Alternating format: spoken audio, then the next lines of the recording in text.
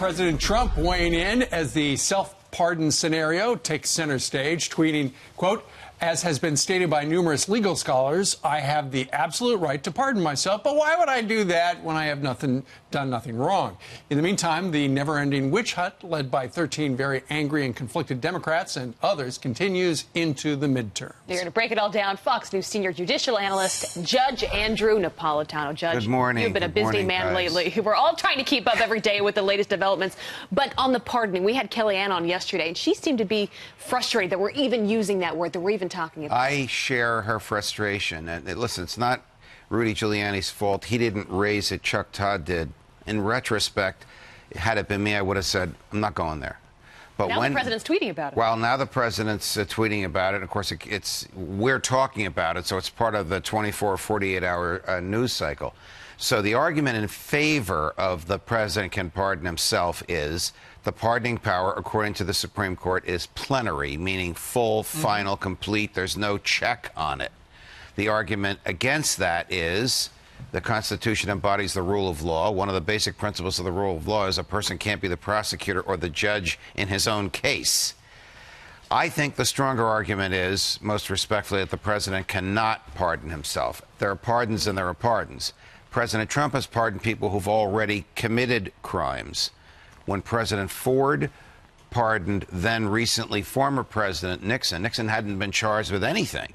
He just basically said, I'm wiping out, I'm preventing anybody from charging you with anything from the moment of your birth up to the date of my pardon. So there's a variety of ways the pardon power can be utilized. He's not going to get indicted. Well, I disagree with Rudy Giuliani, and I profoundly disagree with the image he created. Why he would create this image is beyond me. Now, I'm quoting him.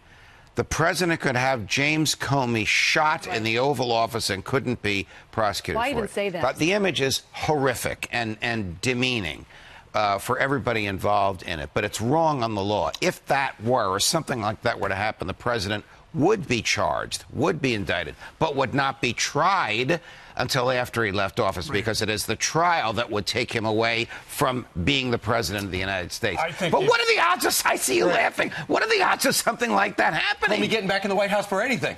Right. Yeah. Well, Rudy's famous for using colorful language, and that's a little bit of it. The president has just, in the last couple of minutes, tweeted this out. What is taking so long with the Inspector General's report on crooked Hillary and slippery James Comey? Numerous delays. Hope report is not being changed and made weaker. There are so many horrible things to tell. The public has the right to know. Well, he has a legitimate gripe there, because we all expected that report to be out by now.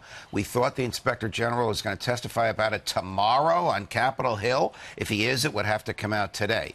Now, there are reports and there are reports, just like there are pardons and there are pardons. This particular type of report, if you're going to be quoted, and if they go to you and present the quote and make sure it's what you said, that's a little time-consuming. I think the president's fears that it's being watered down are legitimate fears. And if it appears to be watered down, I want to see the version before it was watered down. Yeah. And a word is DOJ is doing it. They're the ones who are not letting it go. The DOJ that the president put together. The people that are supposed to work for the president. Yeah. His administration. Yes. All right. Judge, I don't know how you sleep at night. Only in America. These days, Thank you, sir. you're a busy man. It's like having a law class. All these hypotheticals. Yep, all the best.